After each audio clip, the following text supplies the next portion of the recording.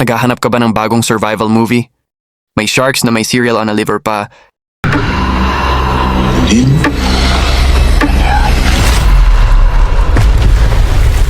Welcome aboard.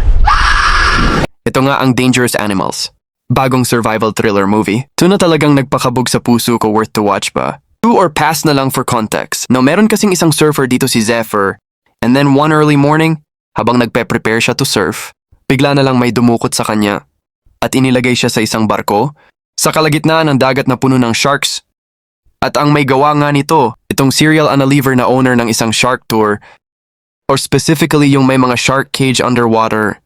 Dito na nga nagsimula ang survival journey ni Zephyr. Kung paano siya makakatakas ng buhay? Okay, to be honest. Nagustuhan ko to, one of the few survival movies na napanood ko na hindi ko na-predict kung paano makakatakas yung main character. Kasi di ba usually may mga subtle hints or clues dito?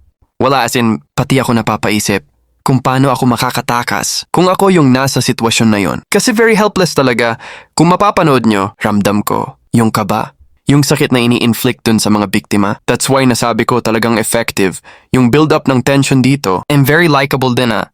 Yung main character dito talagang iruroot mo siya. Pero ito lang naman, yung napansin ko, predictable na kung ano yung mangyayaring ending. Let's be real medyo, dun sa serial unaliver. Pero kasi yung mga scenes leading to it, yun yung hindi ko nahulaan. Also another fact, nakakatakot talaga siya new trauma unlock. Especially for people like me. Natakot sa open seas also.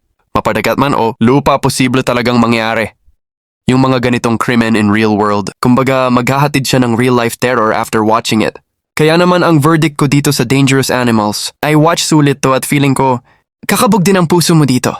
So yun na nga mga kamag-anak, available na tong Dangerous Animals sa StreamX PH Pinoy app. Papanoorin mo ba? Let me know in the comments and don't forget to follow. Okay, let's go.